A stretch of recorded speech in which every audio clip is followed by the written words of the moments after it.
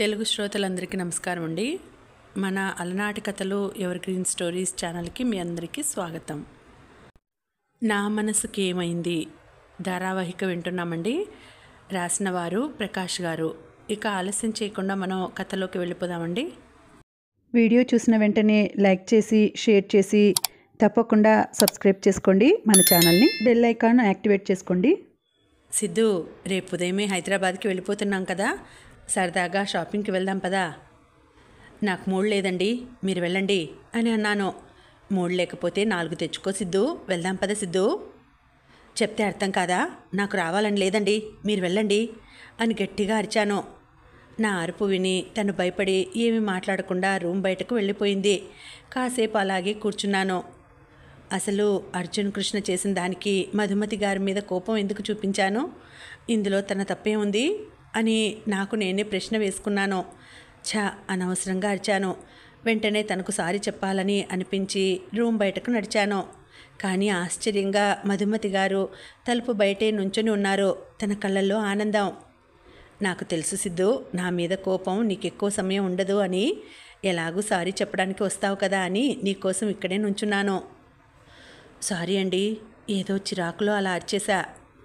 పర్లేదు సిద్ధు, గౌరవం, మర్యాద, ప్రేమ అందరి మీద చూపించగలం, కానీ కోపం మాత్రం మన అని అనుకున్న వారి మీద మాత్రమే చూపించగలం. ఆ మాట ఎందుకో నా మనసుకు కాస్త స్వాంతన చేకూర్చింది. సిద్ధు, నీకొకటి చెప్పనా? మనిషి 1 సంవత్సరం 7 నెలల పాటు అరిస్తే ఆ సౌండ్ ఎనర్జీతో 1 కప్పు టీ చేయొచ్చు, తెలుసా? కాబట్టి ఈసారి అరిచే ముందు టీ కప్పు ముందు పెట్టుకొని అరువు. తను చెప్పింది విని నాకు ముందు ఆశ్చర్యం వేసింది. అలాగే నవ్వేశాను. అమ్మయ్యా, నవ్వేశావా? సరే, షాపింగ్కి వెళ్దాం పద సిద్ధు. బయట మన కోసం పీతాంబరం, కరివేపాకు కూడా ఎదురు చూస్తున్నారు. ఈ మధుమతి గారు అస్సలు అర్థం కారు. కాసేపు నేనంటే చాలా ఇష్టం ఉన్నట్టు అనిపిస్తారు, కాసేపు ప్రేమే లేనట్టు నటిస్తారు. అసలు ఈ ప్రేమంటేనే చిందరవందర అనుకుంటా. అయ్యా మహానుభావా సిద్ధు, మళ్ళీ ఊహాలోకంలోకి జారుకున్నావా? వెళ్దాం పదా. ఆ మాటకు నవ్వేసి తనతో పాటు బయటకు నడిచాను. విల్లా బయట పీతాంబరం, కరివేపాకు మా కోసం ఎదురు చూస్తున్నారు. కరివేపాకు అయితే ఎర్ర చొక్కా, దాని మీద పసుపు స్వెటర్, కిందేమో ఆకుపచ్చ ప్యాంటు, తలకు తెల్లని టోపీ, చూడటానికి పూల రంగుడున్నట్టు ఉన్నాడు. ఏంటా అవతారం కరివేపాకు అని అడిగాను. బయటకు వెళ్తున్నాం కదా, ఏ అమ్మాయికి ఏ రంగు ఇష్టమో తెలీదు, అందుకే అన్ని రంగులు వేసుకున్నాను. ఏదో ఒక అమ్మాయి పడుతుంది కదా అని సిగ్గుపడుతూ చెప్పాడు. నీ సిగ్గుతో చింతపండు రసం పిండా, అయినా నీకు కర్పూరం ఎప్పుడో పడిపోయింది కదా అని వేళాకోళంగా అన్నాను. దయచేసి ఆ పేరు మాత్రం గుర్తు చేయకండి. రాత్రి పోలీస్ స్టేషన్లో జరిగింది తెలుసు కదా. మళ్ళీ ఉదయాన్నే ఆ కర్పూరం వాట్సాప్లో పాట పంపించింది. ఎక్కడ ఉన్నా ఏమైనా మనమెవరికి వారే వేరైనా, నీ సుఖమే నే కోరుకున్నా, నిన్ను వీడి అందుకే వెళుతున్నా, నీ సుఖమే నే కోరుకున్నా. అసలు నాకు తెలియకడుగుతాను, ఈవిడ మేమిద్దరం దేవదాసు పార్వతి జంట అనుకుంటుందా? తను నాగేశ్వరరావు గారి దేవదాస్ సినిమా రిలీజ్ అయినప్పుడు పుట్టింది అనే సంగతి మర్చిపోయిందనుకుంటా. కరివేపాకు బాధ చూస్తుంటే జాలి వేస్తున్నా దానికి మించి అందరికీ నవ్వొచ్చింది. సరే, వచ్చాక తీరిగ్గా మాట్లాడుకుందాం, ముందు పదండి అని పీతాంబరం అనడంతో అందరం ముందుకు నడిచాం. సన్నని చిరుజల్లు కురుస్తుంటే పచ్చని తివాచీ పరుచుకున్న ఊటీలో మధుమతి గారి పక్కన నడుస్తుంటే తెలియకుండానే మదిలో ఏవేవో ఊహలు రేగుతున్నాయి. తనతో ఈ ప్రయాణం జీవితపు చివరి మజిలీ వరకు ఉంటే ఎంత బాగుంటుందో అనిపించింది. చుట్టూ రకరకాల షాపులు కనిపించాయి. మేం వెళ్ళిన చోటుకు కాస్త దూరంలో ఏదో తిరణాలలాగా జరుగుతుంటే అక్కడికి వెళ్ళాం. అక్కడ గంతో బుడగలు కాల్చే ఆట ఉంటే అందరం సరదాగా ఆడాం. తర్వాత అక్కడే కాయరాజా కాయ ఆట కనిపించింది. అంటే అక్కడ రకరకాల హీరో హీరోయిన్ల బొమ్మలు అంటించి ఉంటాయి. ప్రతి బొమ్మ మీద ఒక సంఖ్య ఉంటుంది. ఒక వ్యక్తి పాచికలు తీసుకొని డబ్బాలోకి తీసుకొని బాగా ఆడించి వేస్తారు. అందులో వచ్చిన నెంబర్ మీద డబ్బు పెట్టిన వారికి డబ్బులు ఇస్తారన్నమాట. మధుమతి గారు వద్దన్నా వినకుండా ఆడి 300 రూపాయలు పోగొట్టుకున్నారు. డబ్బు పోగానే తన మొహం వాడిపోయింది. తనని అలా చూడగానే నాకేదోలా అనిపించింది. సరే, తనని గెలిపిద్దామని నేను ఆడాను. నాది కూడా 200 పోయింది. చివరికి ఏదైతే అది అయింది అని చిరంజీవి బొమ్మ మీద 500 పెట్టాను. ఈసారి అదృష్టం మా వైపు ఉంది. మేం పెట్టిన నెంబర్ వచ్చింది. అది చూడగానే మధుమతి గారు ఆనందంతో గట్టిగా అరిచారు. మధుమతి గారు ఇంకా ఆడుదాం అన్నారు. వద్దని తనని పక్కకు తీసుకొచ్చాను. ఎందుకు సిద్ధు, ఇంకా ఆడితే డబ్బు గెలవచ్చు కదా. వద్దండి, తేలికగా వచ్చే డబ్బు అంతే తేలికగా పోతుంది. ఏ ఆటైనా ఆనందం ఇవ్వాలి కానీ ఆశలు కూల్చకూడదు. వ్యాపకానికి వ్యసనానికి మధ్య తేడా విచక్షణే. అయినా మన డబ్బు మనకు వచ్చింది కదా, చాలు పదండి. నా మాటకు మధుమతి గారు ఆరాధనాపూర్వకంగా చూశారు. తర్వాత అక్కడ ఒక పీచు మిఠాయి అమ్మేవాడు కనిపించాడు. అది తింటూ అందరం చిన్ననాటి రోజులు గుర్తు చేసుకున్నాం. అక్కడున్నవి అన్నీ చూస్తూ మధుమతి గారు బాగా అల్లరి చేస్తున్నారు. అది చూస్తూ నా మనసు నిండిపోయింది. మదిలో మోయలేని కష్టాలు ఉన్నా మనసిచ్చిన చెలి సంతోషం చూస్తుంటే అవన్నీ కాసేపు తెలియకుండానే కనుమరుగవుతున్నాయి. అప్పుడే మాకు కొంచెం దూరంలో కర్పూరం కనిపించింది. తనని చూడగానే కరివేపాకు జడుసుకున్నాడు. కాసేపు తనకు కనపడకుండా తిరుగుతాము అని చెప్పి తను పీతాంబరం పక్కకు వెళ్ళారు. నేను మధుమతి గారు అక్కడే కూర్చున్నాం. ఇంతలో మాకు ఎదురుగా ఒక పెద్ద జెయింట్ వీల్ కనిపించింది. మధుమతి గారు అది ఎక్కుదామా అని అడిగారు. వద్దండి, నాకు భయం అన్నాను. పర్లేదు సిద్ధు, తోడుగా నేనున్నా కదా అని నా చెయ్యి పట్టుకొని లాక్కెళ్ళారు. అది ఎక్కగానే నా గుండె వేగం పెరిగిపోయింది. ఆ దరిద్రుడు సరిగ్గా మేము కూర్చున్న చోటుని మొత్తం పైకి తీసుకెళ్ళి ఆపేశాడు. అక్కడి నుంచి చూస్తుంటే నా కళ్ళు తిరుగుతున్నాయి. ఇంకా కిందకి వస్తుంటే నా గుండె చల్లగా అయింది. భయంతో నాకు చెమటలు పట్టేశాయి. క్రిందకు చూడలేక గట్టిగా కళ్ళు మూసుకున్నాను. మధుమతి గారు నా దగ్గరగా జరిగారు. నేను భయంతో తనని గట్టిగా పట్టుకున్నాను. ఎందుకు సిద్ధు అంత భయం? నీకు తోడుగా నేనుండగా నీకేదైనా అవుతుందా? అవనిస్తానా? ఒక్కసారి కళ్ళు తెరిచి చూడు సిద్ధు అని అంటూ నా భుజం మీద చెయ్యి వేశారు. ఆ మాటకు, తన స్పర్శకు తెలియకుండానే ధైర్యం వచ్చింది నాకు. మెల్లగా కళ్ళు తెరిచాను. నిజంగా రెక్కలు కట్టుకొని ఆకాశంలో విహరిస్తున్నట్టు అనిపించింది. మధుమతి గారు ఎంజాయ్ చేస్తూ గట్టిగా అరుస్తున్నారు. నేను కూడా అలాగే చేశాను. ఇద్దరం కాసేపు లోకాన్ని మరిచి చిన్నపిల్లలం అయ్యాం. అలా అరుస్తూ ఒకరి కళ్ళల్లోకి ఒకరు చూస్తూ ఉండిపోయాం. జెయింట్ వీల్ ఆగిన విషయం కూడా మర్చిపోయాం. ఇదిగో సిద్ధు, మీ డ్యూయట్ సాంగ్ ఆపేస్తే త్వరగా ఇక్కడి నుంచి వెళ్ళిపోదాం. అసలే ఆ కర్పూరం వదిలేలా లేదు అని కరివేపాకు అరవడంతో ఈ లోకంలోకి వచ్చాం. ఇద్దరం సిగ్గుపడుతూ సర్దుకొని కిందకి దిగాం. అందరం మాట్లాడుకుంటూ బయటకు నడిచాము. కానీ ఇంతలో మేము ఊహించిన ప్రమాదం ఎదురైంది. అదే కర్పూరం. తను మమ్మల్ని చూడగానే కరివేపాకు, నన్ను వదిలేసి వెళ్ళకు, నన్ను తీసుకెళ్ళు అని అరుస్తోంది. కరివేపాకైతే పాపం బిక్కమొహం వేశాడు. నువ్వెక్కడ దొరికావే నాకు? మాడిపోయిన కూర గిన్నెను అంటుకున్నట్టు ఇలా అంటుకున్నావేంటి అని ఏడుపు మొహం పెట్టాడు. ఈ గోల చూసి చుట్టూ కొంతమంది జనం పోగయ్యారు. అందులో నుంచి ఒక పెద్ద ఆయన కరివేపాకు వైపు తిరిగి, ఏంటి బాబు నువ్వు చేసే పని? ఇది ఏమీ బాగాలేదు అని అన్నాడు. ఏం బాగాలేదు అని కరివేపాకు అడిగాడు. పాపం, ఈ వయసులో మీ బామ్మని ఇలా వదిలేసి వెళ్ళడం మంచిది కాదు. తనని ఇంటికి తీసుకువెళ్ళు. ఆ మాట వినగానే మా పొట్ట పట్టలేనంత నవ్వు వచ్చింది. వచ్చాడండి ఊటీలో పెదరాయుడు, ఆవిడ ఇంటికి తీసుకెళ్ళు అనడం లేదు, లేపుకెళ్ళు అంటోంది అని కరివేపాకు అనడంతో మమ్మల్ని చుట్టుముట్టిన అందరూ నోరు తెరుచుకొని అవాక్కయ్యారు. కర్పూరం మాత్రం సిగ్గుపడుతూ నీళ్ళని రాస్తోంది. ఇదే సరైన సమయం అనుకొని అక్కడి నుంచి వేగంగా పరుగు తీసి షేర్ ఆటో ఎక్కేశాం. ఎక్కిన తర్వాత కరివేపాకుతో సహా అందరం మనసారా బిగ్గరగా నవ్వుకున్నాం. కర్పూరం బామ్మ కాదు, కరివేపాకు బేబీ అని చెప్పినప్పుడు అక్కడున్న వాళ్ళ మొహాలు చూడాలి తలుచుకొని మరీ నవ్వుకున్నాం. ఇంతలో ట్రాఫిక్ సిగ్నల్ పడటంతో ఆటో ఒక చోట ఆగింది. నేను అలా నవ్వుతూ యథాలాపంగా బయటకు చూశాను. అక్కడ మాకు దూరంగా రోడ్డుకు అటువైపు అర్జున్ కృష్ణ అమ్మగారు కనిపించారు. నేను మధుమతి గారు ఈవిడ ఇక్కడెందుకు ఉంది అని అనుకున్నాం. చూస్తుంటే ఎవరితోనో మాట్లాడుతుంది. కారు అడ్డంగా ఉండడంతో ఎవరితో మాట్లాడుతుందో కనిపించడం లేదు. ఇంతలో గ్రీన్ సిగ్నల్ పడటంతో ఆటో ముందుకు కదిలింది. అప్పుడు చూశాము ఆవిడ మాట్లాడే వ్యక్తిని. ఆయన్ని చూడగానే మా ఇద్దరి కళ్ళు ఆశ్చర్యంతో పెద్దవయ్యాయి. షాక్తో కదలకుండా ఉండిపోయాం. ఆవిడ మాట్లాడుతోంది ఎవరితోనో కాదు, మధుమతి వాళ్ళ నాన్నగారితో. ఆయన ఇక్కడెందుకున్నాడు, అసలు ఆయనకు ఈవిడకు ఏమిటి సంబంధం అని మాలో ఎన్నో ప్రశ్నలు. మధుమతి నాన్న సూర్యనారాయణ గారు రోడ్డు మీద మాట్లాడడం చూసిన మేము షాక్ అయ్యాం. నేను, మధుమతి గారు ఆశ్చర్యంతో నోరు తెరిచి అలాగే చూస్తూ ఉండిపోయాం. ఆ రోజు బస్సులో ఆవిడ దగ్గర మధుమతి గారి చిన్నప్పటి ఫోటో ఉన్నప్పుడే మొదటిసారి అనుమానం వచ్చింది. ఈరోజు వాళ్ళు మాట్లాడడం చూస్తుంటే మా అనుమానం ఇంకా పెరిగింది. కానీ ఆవిడకు ఆయనకు ఎలా పరిచయం, అసలు మా గురించి వీళ్లకు నిజాలు అన్నీ తెలుసా? ఇలా ఎన్నెన్నో మాలో ప్రశ్నలు మొదలయ్యాయి. ఎలా అయినా ఈరోజు అసలు నిజం ఏంటో తెలుసుకోవాలని అనిపించింది. మధుమతి గారు కూడా అదే అన్నారు. వెంటనే ఆటోని వెనక్కి తిప్పమని చెప్పాం. వాళ్లకు కొంచెం దూరంలో ఆటోలోనే కూర్చొని వారిని గమనిస్తున్నాం. వాళ్ళు ఏం మాట్లాడుతున్నారో అర్థం కావడం లేదు, కానీ చూస్తుంటే ఇద్దరికీ చాలా బాగా పరిచయం ఉన్నట్టే మాట్లాడుకుంటున్నారు.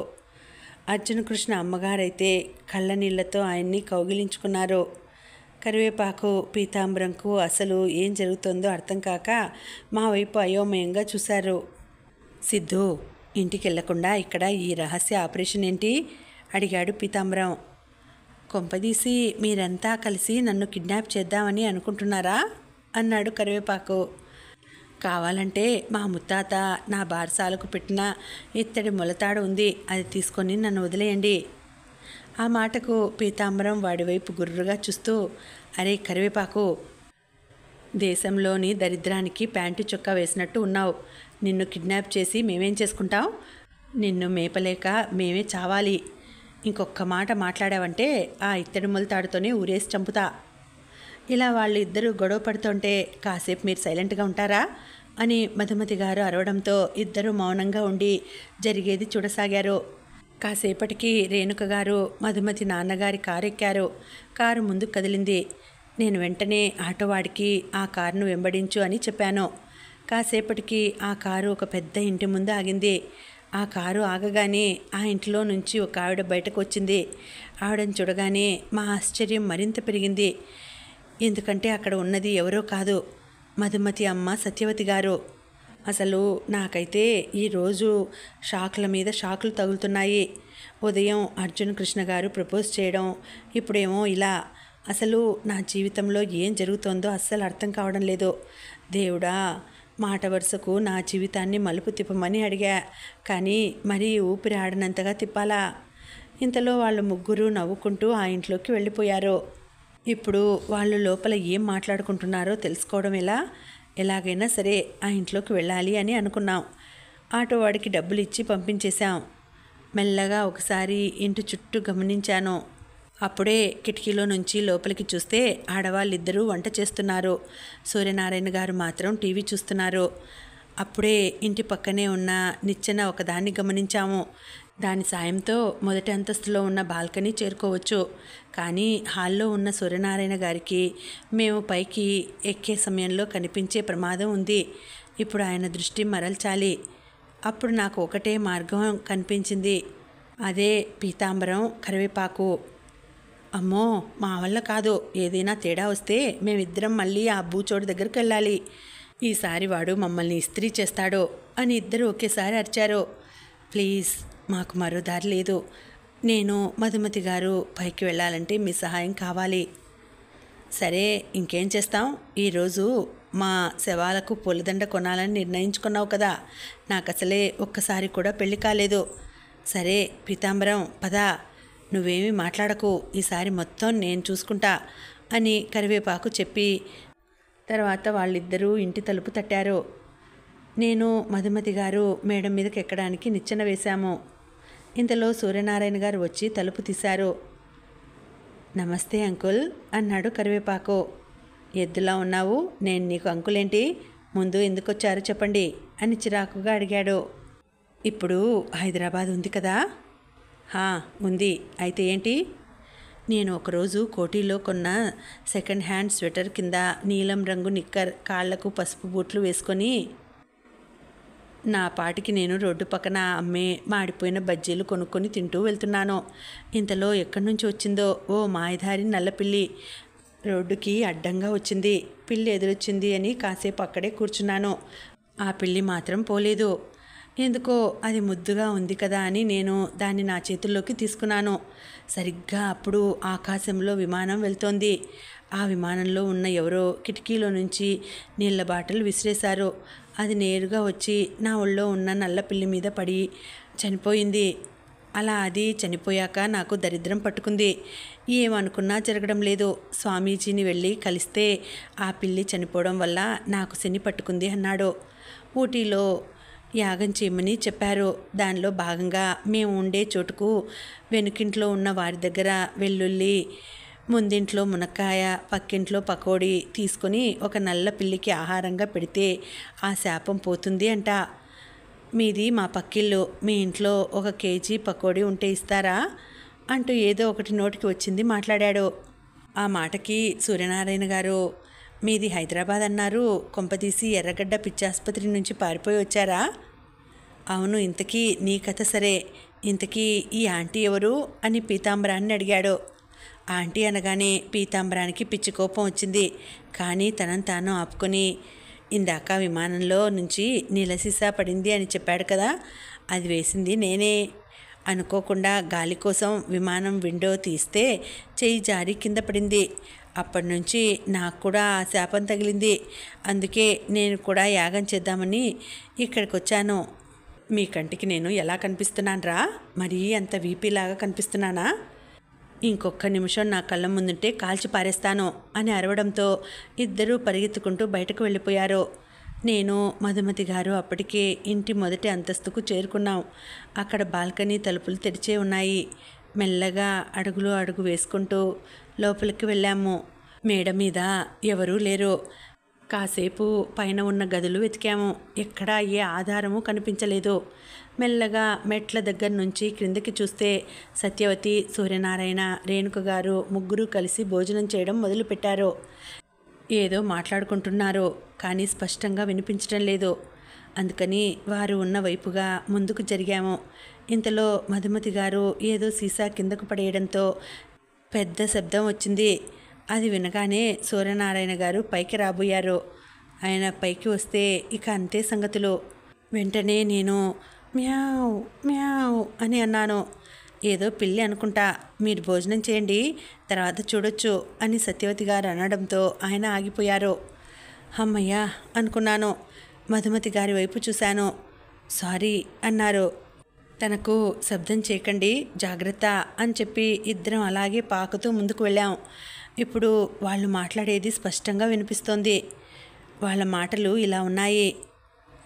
చాలా సంవత్సరాల తర్వాత ఇలా అందరం కలిసి భోజనం చేయడం నాకు చాలా సంతోషంగా ఉంది అంటున్నారు సూర్యనారాయణ. అవునండి, ఎప్పుడో మన అబ్బాయి రాజేష్ పుట్టినప్పుడు ఇలా కలిసి భోజనం చేశాం. మళ్ళీ ఇలా కలవడానికి 25 ఏళ్ల పైన పట్టింది అంటోంది సత్యవతి. అవును వదినా, ఆ రోజు నేను అన్నయ్య చెప్పిన వ్యక్తిని కాదని వేరే అతనిని పెళ్లి చేసుకున్నాను అని పెద్ద గొడవైంది. తర్వాత అన్నయ్య మీద కోపంతో మీ అందరికీ దూరంగా వెళ్ళిపోయాను. మళ్ళీ ఇన్ని సంవత్సరాలకు కలిసాం. నన్ను క్షమించండి అన్నయ్య అంటోంది రేణుక. మనలో మనకు క్షమాపణలు ఎందుకులే చెల్లి, ఇప్పటికైనా కలిసాము, అదే చాలు అన్నాడు సూర్యనారాయణ. ఆ మాట వినగానే నాకు, మధుమతి గారికి షాక్ కొట్టినట్టు అయింది. అంటే ఏకే అమ్మగారు, మధుమతి నాన్నగారు, అన్నా చెల్లెలు ఇద్దరం అలాగే ఆశ్చర్యంతో బిగుసుకుపోయాము. ఇంత పెద్ద నిజం తెలిసిన తర్వాత మా గుండె దాన్ని తీసుకోవడానికి కాస్త సమయం తీసుకుంది. అసలు కలలో కూడా ఊహించని నిజం అది. ఈ సమయంలో మధు, అర్జున్ కూడా ఉంటే బాగుంటుందేమో అన్నారు సూర్యనారాయణ. బాధపడకన్నయ్యా, ఇద్దరుగా ఉన్న ఆ బావ మర్దలను ఒక్కటి చేసే బాధ్యత నాది అంది రేణుక. ఆ మాట వినగానే నా మనసు ముక్కలైనట్టు అనిపించింది. వాళ్ళిద్దరూ ఒక్కటైతే మధ్యలో నేనేమవ్వాలి? అది చూస్తే నా గుండె తట్టుకోగలదా? తట్టుకొని నిలబడగలదా? ఇంతకీ ఈవిడకు మధుమతి గారికి ఇప్పటికే పెళ్ళయింది అని మేము ఆడుతున్న నాటకం తెలుసా? ఒకవేళ తెలిసి ఉంటే సిద్ధు రూపాన్ని ఎందుకు ఏమీ అనకుండా ఊరికే ఉన్నారు? నాకు చాలా ఆలోచనలు వస్తున్నాయి. ఇంతలో, సిద్ధు, మనం ఇక్కడి నుంచి వెళ్దాం పదా, వాళ్ళది తినడం అయిపోయింది, ఏ క్షణమైనా పైకి రావచ్చు అని మధుమతి గారు అనడంతో ఈ లోకంలోకి వచ్చాను. ఎలాగూ వచ్చిన విషయం తెలిసింది కదా అని వెళదామని లేచాము. కానీ అప్పుడే సూర్యనారాయణ గారు పైకి వస్తూ కనిపించారు. అది చూసి మా గుండె వేగం పెరిగిపోయింది. అసలు ఇక్కడ మేమిద్దరం దాక్కోవడానికి కూడా ఏమీ కనిపించలేదు. వెంటనే కరివేపాకుకు ఫోన్ చేశాను. ఆయన ఇంకో మెట్టు ఎక్కితే మమ్మల్ని చూసేవాడు. సరిగ్గా అప్పుడే కాలింగ్ బెల్ మోగడంతో కిందకు దిగాడు. తలుపు తీయగానే మళ్ళీ పీతాంబరం, కరివేపాకు కనిపించారు. సార్, కేజీ కాకపోయినా అర కేజీ పకోడా అయినా ఇవ్వండి సార్. ఎవర్రా మీరు ఇలా తగులుకున్నారు? నాకెందుకో మీరు దండుపాళ్యం గుంపులాగా కనిపిస్తున్నారు. ఇక్కడే ఉండండి, పోలీసులకు ఫోన్ చేస్తాను. అమ్మో బూచోడు అనుకుంటూ ఇద్దరూ పరిగెత్తారు. ఈలోగా మేము వాళ్ళు సమయానికి వచ్చి బ్రతికించారనుకుని వచ్చిన నిచ్చెన ద్వారానే కిందికి దిగాము. ముందు మధుమతి గారు ఇంటి వెనుక వైపు ఉన్న గోడ దూకేశారు. నేను సరిగ్గా దూకే సమయానికి మేడ మీద నుంచి సత్యవతి గారు నన్నే చూస్తున్నారు. ఆవిడ కళ్ళ నిండా నీళ్లు. తనని చూడగానే ఎందుకో భయం కంటే కూడా బాధ ఎక్కువగా వేసింది. చాలా రోజుల తర్వాత కూతుర్ని చూశాను అనే ఆనందం కనిపిస్తోంది.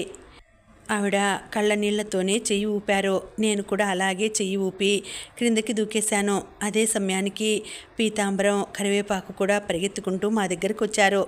అందరం కలిసి ఆ ఇంటికి దూరంగా పరిగెత్తాం. అక్కడే ఒక అరుగు మీద కూర్చున్నాం. నా మనసు ఇంకా విన్నదాన్ని అంగీకరించలేకపోతోంది. ఓహ్ మై గాడ్, మన కళ్ళ ముందు రోజు తిరిగే మన బాస్ అర్జున్ కృష్ణ గారు నా భావన. మధుమతి గారి కళ్ళల్లో ఏదో ఆనందం. అది చూస్తుంటే నాకు మండిపోతుంది. తను బావ కాదు, నా గుండెల్లో మండే లావా. ఇప్పటికిప్పుడు AK-47తో కాల్చి చంపాలి అన్నంత కోపం వచ్చింది. కష్టం మీద ఆపుకున్నాను. సిద్ధు, పద, ఇక విల్లాకు వెళ్దాం అంటూ తను ముందుకు నడిచింది. నేను పీతాంబరం వెనుక నడుస్తున్నాం. బాధపడకు సిద్ధు, ఇంటికి కిటికీలు, మనిషికి కష్టాలు మామూలే, వస్తుంటాయి పోతుంటాయి. అసలే లోపల కాలిపోయి ఉన్నాను, ఏదో కొటేషన్స్ చెప్పకు అని కోపంగా చూసేసరికి ముందుకు కదిలాడు పీతాంబరం. నా మనసు మాత్రం ఏదోలా ఉంది. ఇంతకాలం అనుకోకుండా అర్జున్ కృష్ణ మా జీవితాల్లోకి వచ్చాడు అనుకున్నాను. కానీ కావాలని వచ్చాడని ఇప్పుడిప్పుడే అర్థమవుతోంది. ఏదేమైనా మధుమతి గారి ప్రేమను గెలిచేది నేనే. నాకు నేనే ధైర్యం చెప్పుకుంటూ ముందుకు నడిచాను.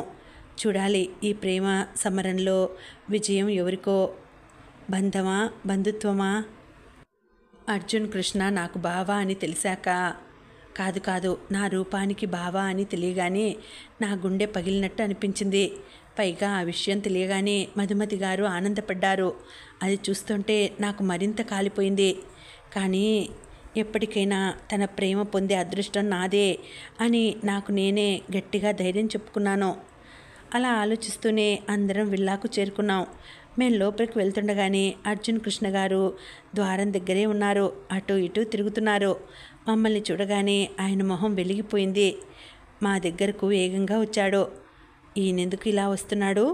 ఉదయం ప్రేమించాను అని చెప్పాడు, ఇప్పుడు పెళ్లి చేసుకుంటాను అంటాడా ఏంటి? ఒకప్పుడు నాకు ఎవరైనా ప్రపోజ్ చేస్తే బాగుండు అని చాలాసార్లు అనుకున్నాను. కానీ ఇలా నా కర్మకాలి ఇంకో అబ్బాయి ప్రపోజ్ చేస్తాడు అని కలలో కూడా అనుకోలేదు. దేవుడా, నాది బ్రతుకనుకున్నావా లేక బందరు రోడ్డు అనుకున్నావా? రోడ్డు మీద వాహనాలు వచ్చినట్టు కష్టాలు ఒకదాని తర్వాత ఒకటి వస్తూనే ఉన్నాయి. ఇలా నేను ఆలోచనల్లో ఉండగానే ఆయన మా దగ్గరకు వచ్చాడు. మధు, నాకు అమ్మకు కొంచెం వేరే ముఖ్యమైన పని ఉంది. అందుకని మేము ఈరోజు రాత్రికే హైదరాబాద్ వెళ్తున్నాం. నువ్వు కూడా మాతో పాటు వస్తావా? నా కళ్ళలోకి సూటిగా చూస్తూ అడిగాడు. అమ్మో, ఇప్పుడు వీళ్ళతో పాటు వెళ్తే ఇంకేమైనా ఉందా? దారిలో ఎక్కడైనా గుడి దగ్గర ఆపి ముహూర్తం బాగుంది అని చెప్పి నాకు పెళ్లి చేసినా చేస్తారేమో. ఎందుకొచ్చిన తంట అని. లేదు సార్, ఈరోజు నాకు కొంచెం అలసటగా ఉంది. ఉదయం అందరితో కలిసి బస్సులోనే వస్తాను, మీరు వెళ్ళండి సార్ అని అన్నాను. నా మాటకు ఆయన మొహం చిన్నుబుచ్చుకున్నారు. ఆయన మొహం చిన్నది అయింది కదా అని నా కష్టం పెద్దది చేసి చూసుకోలేను కదా. ఓకే మధు, మీరందరూ జాగ్రత్తగా రండి, నేను బయలుదేరుతున్నాను. సరే సార్ అని అన్నాను. సరే అని ఆయన ముందుకు నడిచాడు. ఇంతలో మీరు కూడా జాగ్రత్తగా వెళ్ళండి బావా అని మధుమతి గారు అన్నారు. ఆ మాట అనగానే ఒక్కసారిగా అందరం షాక్ అయ్యి మధుమతి గారి వైపు చూసాం. తను ఇప్పుడు నా శరీరంలో ఉందని మర్చిపోయిందా? అర్జున్ కృష్ణ గారు కూడా అయోమయంగా తన వంక చూశారు. సారీ సార్, జాగ్రత్తగా వెళ్ళండి బాస్ అనబోయి బావా అన్నాను అని మధుమతి గారు ఏదో కవర్ చేశారు. ఆయన ఆ మాటకు నవ్వేసి అందరికీ బాయ్ చెప్పి కారులో హైదరాబాద్ వెళ్ళిపోయాడు. నాకైతే ఓ పక్క కాలిపోతుంది. నాకిప్పుడు వస్తున్న కోపానికి పొరపాటున నా మీద కోడిగుడ్డు వేస్తే ఆమ్లెట్ అయిపోతుంది. బావా అంట, బావా. నేను ఇలా ఉడికిపోతుంటే మధుమతి గారు మాత్రం ఏమీ పట్టనట్టు గదిలోకి వెళ్ళిపోయారు. పీతాంబరం వైపు చూశాను. ఊరుకో సిద్ధు, ఇలాంటప్పుడే గుండె రసగుల్లా చేసుకోవాలి అన్నారు పీతాంబరం గారు. అది రాయి కదా అన్నాడు కరివేపాకు. ఈ సిద్ధుకి ఇల్లు కిరాయికి ఇస్తే నా శరీరాన్ని నన్నే పరాయివాడిని చేశాడు. అప్పటి నుంచి నాకు రాయి అనే పదం నచ్చదు. అందుకే రసగుల్లా అన్నాను. ఇంకాసేపు ఇక్కడే ఉంటే నా గుండె రాయి ఏమో కానీ మీ గూబ మాత్రం గులాబ్జామ్ అవుతుంది. అసలే లోపల మండిపోతుంటే ఇద్దరి వంక కోపంగా చూస్తూ అన్నాను. ఆ మాటకి ఇద్దరు గుటకలు మింగుతూ వారి గదుల్లోకి వెళ్ళిపోయారు. నేను కాసేపు అలా మనసు కుదుటపరుచుకోవడానికి బయటకు నడుచుకుంటూ వెళ్ళాను. అక్కడే కాసేపు మొక్కల మధ్య కూర్చున్నాను. ఇంతలో శ్వేత నుంచి మెసేజ్ వచ్చింది. అన్నయ్య, పెళ్ళికి సమయం దగ్గర పడుతోంది కదా, నగలు కొనడానికి హైదరాబాద్ ఎప్పుడు రమ్మంటావు? నాకు ఏం సమాధానం చెప్పాలో అర్థం కాలేదు. ఈ ఏకే గోలలో పడి అసలు సంగతి మర్చిపోయాను.